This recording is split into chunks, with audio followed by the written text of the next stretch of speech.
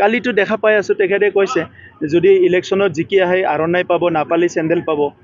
নিজৰ ৱৰ্কাৰবিলাক কৈ আছে ভাইৰেল হৈ আছে দেখা পাইছোঁ মই তো তাৰপিছত আপুনি কি হাগ্ৰামা মহিলাৰ নাম ল'বলৈ থাকিব আপোনালোকে তেখেতক জীয়াই ৰাখি কিবা ভাল পাইছে মইতো নাজানো বেলেগ এজন নাম লওক ভাল মানুহ এজনৰ নাম শুক্লাই চেৰপাঙৰ কোনোবা ভাল মানুহ আছে যে তেখেতকে উঠাই লওক কিন্তু যিজন মানুহে নিজৰ সতীৰ্থক নিজৰ দলত জইন অহা মানুহক আমাৰ দাদা ভাইসকলক যে কয় যে আপুনি জিকাই দিব পাৰিলে আৰণাই পাব হাৰিলে চেণ্ডেল পাব ইয়াতকৈ আৰু কি অগণতান্ত্ৰিক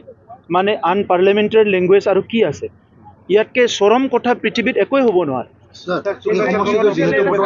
বিজেপি দখলত আছে আৰু BPF ইয়াত গণেশ প্ৰসাদে প্ৰচাৰ কৰি আছে গতিকে UPPL কোনোবা ধৰক কেণ্ডিডেট বৰ্তমানলৈ মোক দেখা পোৱা নাই এই ক্ষেত্ৰত কি ক'ব আপুনি এতিয়া UPPL মুখবিলাক আগত কৰা নাই পাৰ্টিটো আগত কৰি আছোঁ আমি মানে পাৰ্টি হিচাপে আগুৱাই যাব বিচাৰিছোঁ ব্যক্তি হিচাপে নহয় গতিকে ব্যক্তিটো আহিব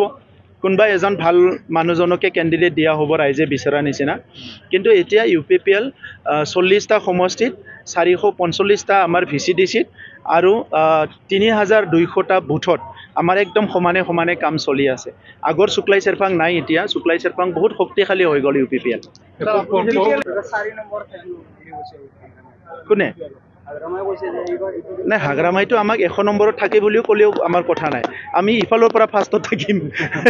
হাগ্ৰামা ইফালৰ পৰা লাষ্টত হৈ যাব হাগ্ৰামা মহিলাৰ চাওক তেখেতৰ যাদুৰ লাঠি কোনোবা দিনতে ভাঙি গৈছে তো হাগ্ৰামা মহিলাৰী ডাঙৰীয়াই আগৰ যিবিলাক কথা কৈছিলে এইবিলাক বাস্তৱত নাই এতিয়া মই ক'ব বিচাৰিছোঁ যে হাগ্ৰামা মহিলাৰীয়ে নিজৰ দেবাৰগাঁও সমষ্টিত এইবাৰ নিজিকে আপোনালোকে চাই থাকক দেবাৰগাঁও সমষ্টিত কোনো কাৰণত হাগ্ৰামা মহিলাৰী ডাঙৰীয়া নিজিকে আৰু 40টা সমষ্টিৰ ভিতৰত কোনটো সমষ্টিত জিকিব তেখেতসকলে ক'ব নোৱাৰে এনেই আবুল তাবুল কথাবিলাক বকি আছে চ' তেনেকুৱাটো অৱস্থা নাই শুক্লাই চেৰপাঙতো নিজিকে মেল মিটিংবিলাক কৰিব পাৰে কিন্তু বাস্তৱত যিটো আমি চাই আছোঁ যে UPPLৰ 2020ত পোৱা ভোট আৰু 2020ত আমাৰ যিটো বুথ কমিটিবিলাকৰ অৱস্থা আছিলে আৰু 2025ত যিটো বুথ কমিটি আৰু আমাৰ কাৰ্যকৰ্তাবিলাকৰ যিটো মনোবল আৰু ৰাইজৰ লগত যেনেকৈ কাম কৰিছে এইটো বহুত আকাশ পাতাল ডিফাৰেঞ্চ হৈছে